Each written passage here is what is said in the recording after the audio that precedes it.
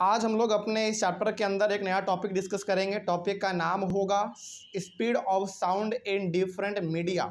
इसके पहले तक हम लोगों ने पढ़ा अपने बोर्ड पर हमने पढ़ा, जो भी पढ़ा उसमें बेसिकली हम लोगों ने ये देखा कि बहुत सारी चीज़ें ऐसे थे जो कि बोर्ड पे ही समझा जा सकता था, स्क्रीन पे उसको समझना मुश्किल था। जैसे कि कई बार हम लोगों ने डायग्राम बनाया था, है ना, उस डायग्राम को ड्रॉ भी हमने किया, उसमें region of compression, region of rarefaction, ये सब भी हम लोग उसमें ड्रॉ करना सीखे थे। तो ये सब चीज़ स्क्रीन पे पॉसिबल नहीं था और आपको समझ में भी उतना नहीं आ पाता, तो इसको हम लोग अपने बोर्ड पर आराम से समझ लिए हैं, उसमें तो कोई दिक्कत नहीं है। ठीक है, तो आज का क्लास जो हम लोग शुरू करने वाले हैं, टॉपिक का नाम होगा speed of sound in different media. Media है बेसिकली मीडियम का प्लूरल। जैसे मीडियम हमने क्या बताया था आपको, 3 मीडियम बेसिकली, सॉलिड, लिक्विड और गैस। तो मीडियम का प्लूरल होता है हमारा मीडिया। तो जब भी मीडिया बोले तो यहाँ पे समझ जाएगा कि वही 3 मीडियम के बारे में बात कर रहा है। तो हम लोग इसमें देखेंगे कि आखिर सॉलिड में, लिक्विड में और गैस में सब हमारा क्या है, मीडियम है।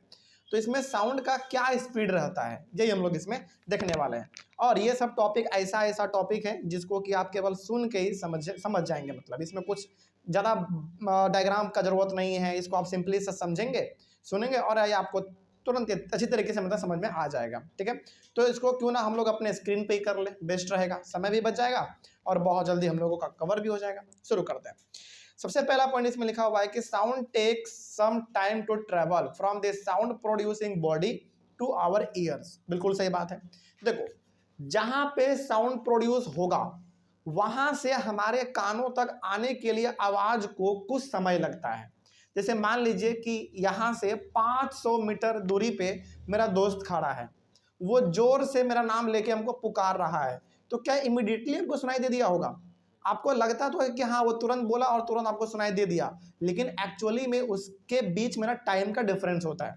भले ही वो 1 सेकेंड का हो या फिर 0.2 सेकेंड या फिर 0.5 सेकेंड का हो, लेकिन समय जरूर लगता है। तो कहने का मतलब यहाँ पे हो गया कि यदि कहीं पे साउंड प्रोड्यूस हो रहा है तो वहां से साउंड को निकल के दूसरे जगह जाने में कुछ समय जरूर लगता है। भले ही वो 0 सेकेंड भी मतलब 0 पॉइंट समथिंग कुछ लगे, लेकिन समय लगता जरूर है। यानी कि हमारे कानों तक यदि कोई आवाज पहुंचता है तो इमीडिएटली नहीं पहुंचता है, उसको पहुंचने में कुछ समय लगता है। और वो समय क्या बहुत ज्यादा होता है क्या? नहीं, बहुत कम समय होता है। ठीक है, आगे बढ़ते हैं। वही बात इसमें कहा गया था। उसके बाद the speed of sound tells us the rate at which sound travels from the sound producing body to our ears। ये जो साउंड का स्पीड है ये हमको क्या बताता है? ये साउंड का स्पीड हमको बेसिकली ये बताता है कि हमारे कानों तक जो आवाज आ रहा है वो कितने रफ्तार से आ रहा है। बेसिकली वही तो बताता है। वही यहाँ पे लिखा गया कि the speed of sound tells us the rate at which sound travels. यानी कि साउंड का जो स्पीड है वो हमको ये बताता है कि किस हिसाब से साउंड ट्रैवल कर रहा है, यानी कि किस स्पीड से वो जा रहा है। जैसे मान लीजिए कि कोई चीज आवाज किया और तुरंत हमारे कानों तक सुनाई दे दिया, इसका मतलब है कि बहुत तेजी से वो हमारे कानों पे आ गया, यानी कि साउंड का स्पीड क्या था? तेज था, इसीलिए हमारे कानों तक जल्दी आ गया। वही हमारे यहाँ पे कहा गया है कि साउंड का जो स्पीड है वो सिंपली हमको ये बताता है कि साउंड को ट्रैवल करने में कितना समय लग रहा है और हमारे कानों तक पहुंचने में बेसिकली वो कितना टाइम ले रहा है। आगे, the speed of sound depends on a number of factors which are as follows. अब साउंड का जो स्पीड है वो कुछ चीजों पर डिपेंड करता है। अब वो क्या चीजें हैं, एक एक करके हम लोग इसको डिस्कस करेंगे। फर्स्ट, सेकेंड और एक लास्ट में इंपॉर्टेंट नोट भी हमारे पास है। तो पहला देखते हैं कि आखिर साउंड का स्पीड किस चीजों पर डिपेंड करता है। पहला यहाँ पे कहा गया है कि the speed of sound depends on the properties of the medium through which it travels. पहला, साउंड का स्पीड किस पे डिपेंड करेगा? मीडियम के प्रॉपर्टी पे। इसका मतलब हो गया कि वो कौन सा मीडियम है। जैसे मान लीजिए सॉलिड, लिक्विड, गैस, 3 प्रकार का मीडियम। अब इन 3 प्रकार के मीडियम में से कौन से मीडियम से हमारा साउंड ट्रेवल कर रहा है उसी पे डिपेंड करेगा। कोई दिक्कत नहीं। अब यहाँ पे हालांकि अभी तुरंत आपको बताएंगे भी कि कौन से मीडियम में साउंड हमारा जल्दी ट्रांसफर होता है, वो भी हम लोग यहाँ पे देखेंगे। लेकिन पहला आपने क्या देखा, साउंड का जो स्पीड है वो किसके ऊपर डिपेंड करेगा? मीडियम के प्रॉपर्टी पे। मीडियम के प्रॉपर्टी का मतलब होगा कि वो मीडियम कैसा है, सॉलिड है कि लिक्विड है कि गैस है, कैसा मीडियम है, उस पर हमारा ये डिपेंड करता है। पहला चीज। आगे बढ़ते हैं। फॉर एग्जाम्पल देख लीजिए, the speed of sound in air is 346 metre per second. याद रखिएगा, साउंड का जो स्पीड है हवा में वो कितना होता है, 346 मीटर पर सेकेंड। इसका मतलब आप यहाँ पे ये कह सकते हैं कि हम लोग जो कुछ बोलते हैं वो 1 सेकेंड में 346 मीटर साउंड हमारा ट्रैवल कर जाता है। सोचो कितना बड़ी बात है, ये बहुत बड़ी बात है। मतलब कहने का मतलब 1 सेकेंड इसको लगता है, केवल हमारे द्वारा जो भी आवाज प्रोड्यूस किया गया हमारे माउथ से, उसको मात्र 1 सेकेंड लगेगा 346 मीटर पहुंचने में। तो क्या समय लग रहा है कि नहीं लग रहा है? इसीलिए हमने कहा था आपको कि जहां पे साउंड प्रोड्यूस होता है वहां से लेकर हमारे कानों तक आने में समय जरूर लगता है। जैसे हम लोग तो अभी पास में बैठे हुए हैं, तो हम जैसे बोल रहे हैं वैसे आप सुन ले रहे हैं, लेकिन क्या समय नहीं लग रहा है? क्या लग रहा है, लेकिन बहुत ही समय कम, जब माइक्रो सेकेंड जिसको हम लोग कहते हैं, बहुत कम। तो 1 सेकेंड में कितना मीटर चल जाएगा हमारा साउंड? 346 मीटर चल जाएगा। किसमें? एयर में। ठीक है, उसी प्रकार से the speed of sound in water is 1500 metre per second. सोचो पानी का यदि हम लोग बात करें तो पानी में साउंड का जो स्पीड है वो 1500 मीटर पर सेकेंड है। इसका मतलब क्या हुआ? इसका मतलब हो गया कि पानी में साउंड 1 सेकेंड में 1500 मीटर ट्रैवल कर जाता है। और हालांकि ये चीज तो हम लोग कभी एक्सपीरियंस नहीं कर सकते हैं, क्योंकि हम लोग एक्वेटिक एनिमल नहीं है। इसका सबसे अच्छा इस्तेमाल कौन करता है? फिश ये सब करते हैं। वो लोग ना अपना जो भी आवाज निकालते हैं, इसका मतलब हो गया कि 1 सेकेंड में उसका आवाज 1500 मीटर दूर ट्रैवल कर जाएगा, और उस 1500 मीटर के दायरे में जो भी मछली होगा उसके बातों को सुन लेगा और उसके पास आ जाएगा, यदि बुला रहा होगा तो, इस तरीके से। ठीक है, तो एयर में 346, वाटर में 1500, और थोड़ा सा बात कर लेते हैं अब सॉलिड का। ठीक है, and the speed of sound in iron. Iron क्या एक तरीके से हमारा सॉलिड है। आयरन में कितना है देखो, 5950 मीटर पर सेकेंड। इसका मतलब हुआ गया कि साउंड का जो स्पीड है सबसे ज्यादा किस में होता है? सॉलिड में होता है। आपको लग रहा होगा कि सर सबसे ज्यादा तो हवा में होता है, जैसे ही हम लोग कुछ बोलते हैं वैसे ही सामने वाला तुरंत सुन लेता है, लेकिन इसमें ना समय ज्यादा लग रहा है।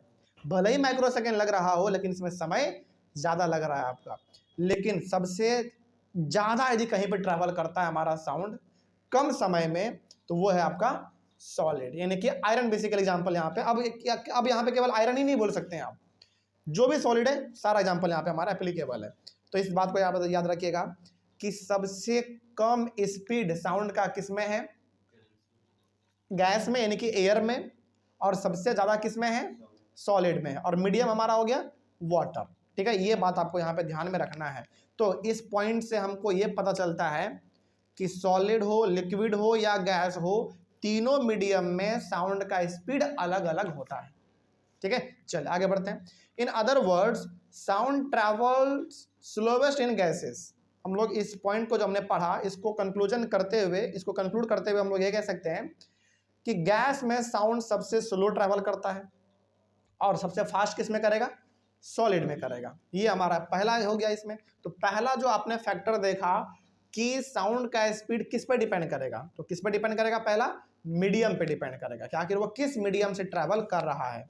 सॉलिड हो सकता है, लिक्विड हो सकता है, गैस हो सकता है। तो पहला स्पीड का मतलब पहला जो साउंड का स्पीड है वो डिपेंड करता है मीडियम पे। अब दूसरा क्या है, दूसरा भी देख लेते हैं। सेकेंड आ जाइए। The speed of sound depends on the temperature and pressure of the medium. दूसरा है हमारा उस मीडियम का टेम्परेचर और प्रेशर। मतलब ये हो गया कि यदि मान लेते एग्जांपल के तौर पे कि यदि हमारा साउंड एयर के थ्रू ट्रैवल कर रहा है, तो एयर का अपना कुछ टेम्परेचर होता है, एयर में अपना कुछ प्रेशर होता है, तो वो भी हमारा डिपेंड करेगा। यानी कि दूसरा चीज़ हमारा क्या हो गया कि इस साउंड का जो स्पीड है वो डिपेंड करेगा उस मीडियम के टेम्परेचर और प्रेशर पे। ठीक है, ये दूसरा हो गया। लेकिन हाँ, अभी हम लोग एग्जांपल लेंगे तो और बेहतरीन तरीके से आप इसको समझ जाएंगे। फॉर एग्जांपल देखिए, the speed of sound in air at a temperature of 0 degree Celsius is 331 metre per second, but the speed of sound in air at a temperature of 22 degree Celsius is 344 metre per second. ये बहुत बड़ी बात कह रहा है, इसको ध्यान से समझ लीजिएगा। पहला ये कह रहा है कि यदि एयर का टेम्परेचर 0 डिग्री सेल्सियस है, यानी कि इस पूरे एनवायरमेंट में टेम्परेचर कितना है? 0 डिग्री सेल्सियस है, तो उस केस में साउंड का जो स्पीड होगा वो होगा 331 मीटर पर सेकेंड। लेकिन अब क्या करो, आप टेम्परेचर को थोड़ा सा इंक्रीज कर दो, कितना कर दो 22 डिग्री सेल्सियस। 22 डिग्री सेल्सियस में हमारा साउंड का जो स्पीड है वो हो जाता है 344 मीटर पर सेकेंड। ठीक है, इस बात को आप याद रखिएगा। So in any medium as we increase the temperature the speed of sound increases. अच्छा, यहाँ पे ना आपने चीज देखा होगा कि टेम्परेचर 0 डिग्री सेल्सियस था तो स्पीड कितना है 331 मीटर पर सेकेंड। अब हमने टेम्परेचर क्या कर दिया, बढ़ा दिया, 22 डिग्री सेल्सियस कर दिया, तो अब कितना हो गया स्पीड 344। क्या स्पीड हमारा बढ़ा कि नहीं बढ़ा? बिल्कुल बढ़ा। तो इससे हमको क्या पता चलता है, इससे हमको पता ये चलता है कि किसी भी मीडियम का यदि टेम्परेचर बढ़ा दिया जाए तो साउंड का जो स्पीड है वो भी हमारा क्या हो जाएगा, बढ़ जाएगा। ठीक है, वही बात इसमें कहा गया था कि दस the speed of sound in air will be more on a hot day then a cold day. अच्छा, इसका ना लाइव एग्जांपल हम आपको देते हैं। हालांकि आपने तो अभी तक इसको परफॉर्म नहीं किया होगा, लेकिन अब ना यदि आपको कभी मौका मिले तो आप कीजिएगा। जैसे गर्मी का समय होता है, जैसे गर्मी का समय, जैसे मई हो गया, जून का महीना हो गया, इसमें आप क्या करना, जैसे अब गर्मी का सीजन आ ही रहा है, आप क्या करना, अपने दोस्त को 500 मीटर दूर पे खड़ा कर देना और यहां से जोर से चिल्लाना और उसे पूछना कि हमने जो चिल्लाया क्या वो आपको सुनाई पड़ा। आराम से उसको सुनाई पड़ जाएगा। लेकिन वही जाड़े के समय में उसको उसी दूरी पे खड़ा करना, आप यहां से चिल्लाओगे उसको आवाज सुनाई नहीं पड़ेगा। बोलो क्यों? क्योंकि टेम्परेचर क्या था वहां पे, ठंडे के समय में कम था, इसीलिए आपका जो साउंड का स्पीड था वो धीरे धीरे क्या हो गया, घट गया।